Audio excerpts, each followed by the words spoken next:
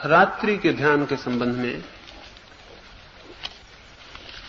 रात्रि का ध्यान सोते समय करने के लिए है, सुबह का ध्यान जागने के बाद करने के लिए है। तो रात्रि का ध्यान ऐसा है कि उसे करें और करते करते ही चुपचाप बाद में सो जाएं। बड़ी उपादेयता है उसकी कि अगर ठीक शांत और मौन स्थिति में सो जाएं तो जिस स्थिति में हम सोते हैं रात भर उसकी प्रतिध्वनि निद्रा में हमारे साथ बनी रहती। जब हम क्रोध में सो जाते हैं तो रात भर क्रोध हमारा पीछा करता है, और जब हम किसी वेग को दबा के सो जाते हैं तो रात भर सपने में उस वेग को देखते हैं। दिन में कोई आदमी उपवास करके सो जाता है तो खाने का चिंतन करते करते सो जाता है, तो रात भर भोजन ही भोजन और न मालूम कहां कहां आमंत्रण और न मालूम क्या क्या होता है। सोते क्षण हमारी चेतना जिस बिंदु पर होती है करीब करीब रात भर उसी बिंदु के आसपास भ्रमण करती है, और सुबह जब हम उठते हैं तो उठते से जो पहला ख्याल होता है वो वही होता है अनिवार्यता जो रात को सोते वक्त अंतिम था। जो रात को सोते वक्त अंतिम होती है भावना, धारणा, स्थिति, करीब करीब सोते वक्त कि वो स्थिति जागते वक्त पहली स्थिति होती, क्योंकि वहीं से चेतना अचेतना में खो जाती है। फिर जब वापस जागते वक्त चेतना लौटती है तो उसी स्थिति को वापस पहली दफा पा लेती है जिसको उसने रात में अंतिम छोड़ा था। तो रात को सोते वक्त अगर हम ध्यान की स्थिति में ही धीरे धीरे डूबते हुए सो जाएं तो उसके व्यापक परिणाम होंगे। रात्रि पूरी की पूरी, निद्रा पूरी की पूरी ध्यान में परिवर्तित हो सकती है, हो जाती है। तो ऐसे तो ये जब आप अपने बिस्तर पर सोएं तब बिस्तर पर सोकर ही करने को है। सबसे पहले तो शरीर को पूरी तरह शिथिल छोड़ देना है, रिलैक्स कर देना है। और शरीर के साथ एक बहुत मजा है, हम जो भी आज्ञा उसे दें वो हमेशा मानने को तैयार है। हम हाथ से कहते हैं उठो तो हाथ उठाता है, हम पैरों से कहते हैं चलो पैर चलने लगते हैं, हम पैरों से कहते हैं खतरा है दौड़ो तो पैर दौड़ने लगते हैं। जब शरीर दौड़ने के लिए आज्ञा मानता है, चलने के लिए आज्ञा मानता है, तो क्या शरीर सोने के लिए आज्ञा नहीं मानेगा? जरूर मानेगा। हमने कभी आज्ञा दी नहीं इसलिए हमें पता नहीं। शरीर ये भी मान लेता है कि बिल्कुल शिथिल हो जाओ तो शरीर बिल्कुल शिथिल भी हो जाता है, और शरीर इतना शिथिल हो सकता है कि जैसे बिल्कुल मिट गया, शून्य हो गया। शरीर जब पूरी तरह शिथिल हो जाता है तो शरीर की शिथिलता का परिणाम होता है कि श्वास अपने आप धीमी हो जाती है। जब हम दौड़ते हैं तो श्वास तेज हो जाती है, जब हम क्रोध में होते हैं तब भी श्वास तेज हो जाती है, जब कोई तीव्र वासना से भरता है तब भी श्वास तेज हो जाती है। जब शरीर को हम बिल्कुल शिथिल छोड़ देते हैं तो श्वास भी शिथिल होकर एकदम शांत हो जाती, बहुत धीमी हो जाती। एक तरफ तो श्वास शरीर से जुड़ी है और दूसरी तरफ श्वास विचार से जुड़ी है। जब आपके विचार बहुत तीव्र चलते हैं क्रोध में या वासना की किसी भी चित्त स्थिति में तो श्वास तेज हो जाती। तो जब श्वास शांत होती है तो अपने आप विचार भी भीतर शांत हो जाते। तो सबसे पहले तो शरीर को एकदम शिथिल छोड़ देना, आज्ञा देनी है कि शिथिल हो जाओ, शिथिल हो जाओ। एक 2, 4, 8 दिन के प्रयोग से आप पाएंगे कि शरीर को इतना शिथिल किया जा सकता है कि कोई ऑपरेशन भी करे तो भी पता ना चले, इतना शिथिल हो सकता है शरीर। फिर दूसरे तल पर अपने आप श्वास शिथिल हो जाएगी, लेकिन फिर श्वास को भी शिथिल होने की आज्ञा देनी है। और जब श्वास को भी शिथिल होने की आज्ञा देंगे तो धीरे धीरे पाएंगे कि श्वास भी इतनी शांत हो जाती है कि कुछ दिनों के प्रयोग के बाद ये समझ में नहीं आता कि श्वास चल रही है या नहीं चल रही। चलती बहुत धीमी हो जाती। जब श्वास बिल्कुल धीमी हो जाती तो विचार एकदम विरल हो जाते हैं, दूर दूर हो जाते हैं। कभी आता है विचार, कभी नहीं आता, एकदम ठहरे से रह जाती। फिर तीसरे तल पर विचारों को भी आज्ञा देनी है कि शांत हो जाओ, शिथिल हो जाओ, मौन हो जाओ। जब शरीर पर सफलता मिलती है तो आपका आत्मविश्वास बढ़ जाता है, जब श्वास पर सफलता मिलती है तो और बढ़ जाता है। फिर आप विचार को भी आज्ञा देने में समर्थ हो जाते हैं कि ठहर जाओ, रुक जाओ, शांत हो जाओ। शरीर शिथिल हो जाए, श्वास शांत हो जाए और विचार शून्य हो जाए, तब क्या रह जाता है? तब रह जाते हैं आप स्वयं, तब रह जाती है अकेली चेतना, अकेला बोध, अकेली अवेयरनेस। तो उस बोध को शांति से जगाए रखना है, सोने नहीं देना है। अक्सर संभावना होती है हमारा शरीर शिथिल हुआ कि हम नींद में गए, क्योंकि हमारा शरीर कभी नींद में ही शिथिल नहीं होता। असल में नींद ही हम भूल गए, करीब करीब भूल गए। मुश्किल से कोई आदमी ठीक से सो, नींद बिल्कुल खत्म हो गई। सभ्यता ने जिन चीजों को नष्ट किया है उनमें नींद सबसे बहुमूल्य थी, उसको नष्ट कर दिया है सभ्यता ने। अमेरिका जैसे मुल्कों में तो 3 आदमियों में से 1 आदमी बिना दवा के नहीं सो रहा है। अमेरिका सबसे सभ्य मुल्क है इस वजह से।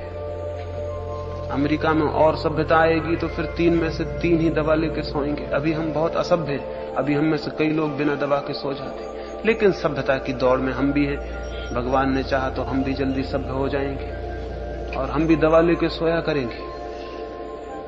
नींद खत्म हो गई है, इसलिए आपको नींद तो पूरी होती नहीं, तो जैसे शरीर शिथिल होता है नींद में डूबने की संभावना है, इसलिए थोड़ा सचेत रहना है। तो सुबह मैंने जो आपसे कहा था वो सचेतना का प्रयोग है, उसको जारी रखना है।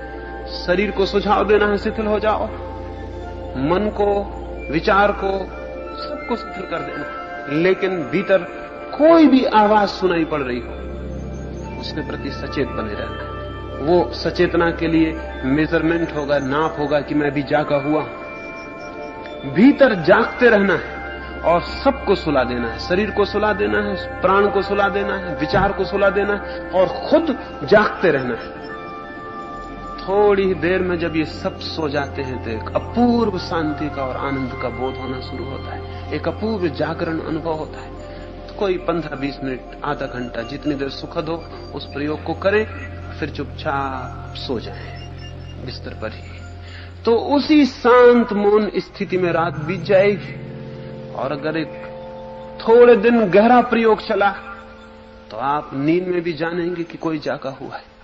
सब सो जाएगा और कोई जागा रहेगा, कोई भीतर जागा रहेगा, कोई भीतर परिपूर्ण होश से भरा रहेगा। जब भीतर कोई जागा रहेगा तो स्वप्न विलीन हो जाएंगे, कोई स्वप्न मन पर नहीं रह जाएगा। और अगर रात पूरी की पूरी स्वप्न शून्य हो जाए तो दिन में इतनी शांति अनुभव होगी जिसकी कल्पना भी नहीं।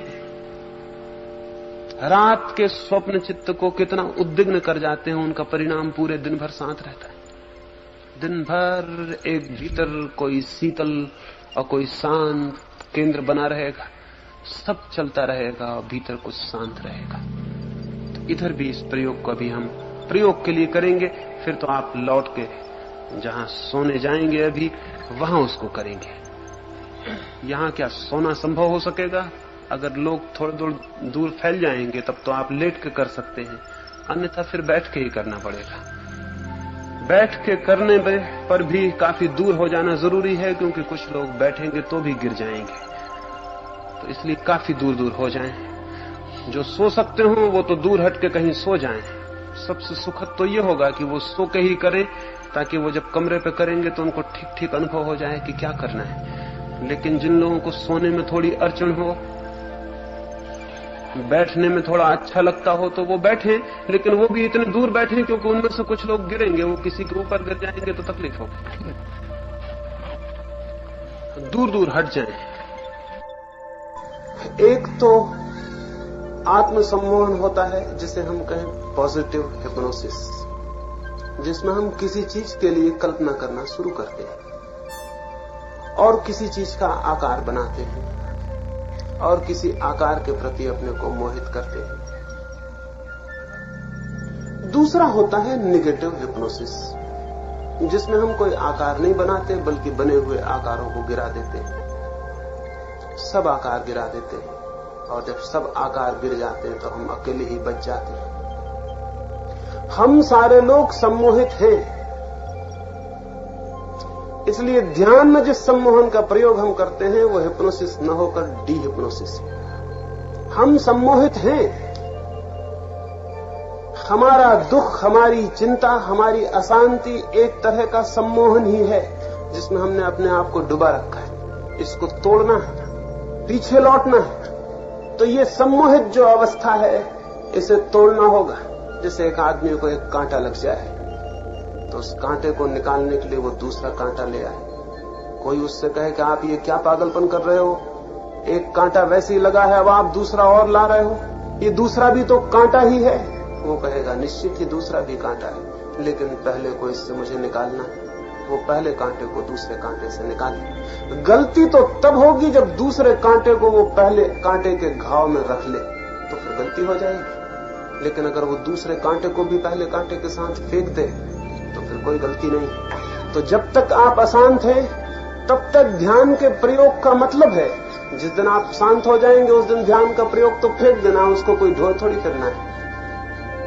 ध्यान का प्रयोग तो कांटे की तरह फेंक दिया जाएगा उसी दिन जिस दिन आप शांत हो जाएंगे, उसकी कोई जरूरत नहीं रह जाती। तो ध्यान की पूर्णता मैं कहता हूं उस दिन है जिस दिन ध्यान व्यर्थ हो जाए, उसकी कोई जरूरत न रह जाए।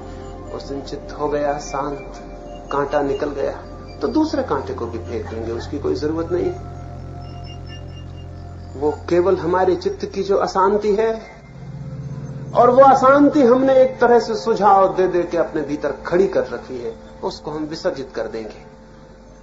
हम कोई नई कल्पना और भावना खड़ी नहीं कर रहे हैं ध्यान में। जब सारी अशांति और चित्त के विचार शून्य हो जाएंगे, उस शून्य में जिसे हम जानेंगे वो हमारे सुझाव से आया हुआ कोई रूप नहीं है। उस शून्य में तो हम उसे जानेंगे जो हमारे भीतर है, जिसके लिए हम कोई भी कल्पना नहीं कर रहे हैं, कोई भी कामना नहीं कर रहे हैं, कोई रूप नहीं बना रहे हैं। हम तो चित्त पर जो लहरें आ गई हैं उनको विसर्जित कर रहे हैं। वे लहरें सम्मोहन के द्वारा ही आई हैं, वे लहरें सम्मोहन के द्वारा ही विसर्जित हो जाएंगी। जो बच रहेगा स्वरूप, स्वयं की सत्ता, वो हमारा अनुभव बनेगा। वो अनुभव सम्मोहन से नहीं आ रहा है। जैसे मैं आप तक आऊं और फिर मुझे लौटना हो तो उसी रास्ते से मुझे वापस लौटना पड़ेगा। ये वापस लौटना है। ध्यान अशांति से वापस लौटना है। ध्यान से आत्म साक्षात नहीं होगा, ध्यान से तो केवल अशांति विसर्जित हो जाएगी। तब जो शेष रह जाएगा उस शून्य क्षण में जो जाना जाएगा वो होगा आत्म साक्षात, वो होगा सत्य साक्षात। हम सत्य के लिए कोई सम्मोहन नहीं कर रहे हैं, सत्य के लिए कोई विचार नहीं कर रहे हैं, सत्य की कोई कल्पना नहीं कर रहे हैं, सत्य की कोई धारणा नहीं बना रहे हैं। चित्त की जितनी भी धारणाएं बन गई हैं उनको डिकंडीशन कर रहे हैं, उनको डिहिप्नोटाइज कर रहे हैं, उनको विदा कर रहे हैं, उनको शून्य कर रहे हैं। वे जब विदा हो जाएंगी और चित्त शुद्ध और निर्दोष शेष रह जाएगा, उस समय वो जो जानेगा वो कोई हमारी कल्पना, हमारा सुझाव नहीं है, वो तो वही है जो है। उसके संबंध में कल सुबह मैं आपसे बात करूंगा।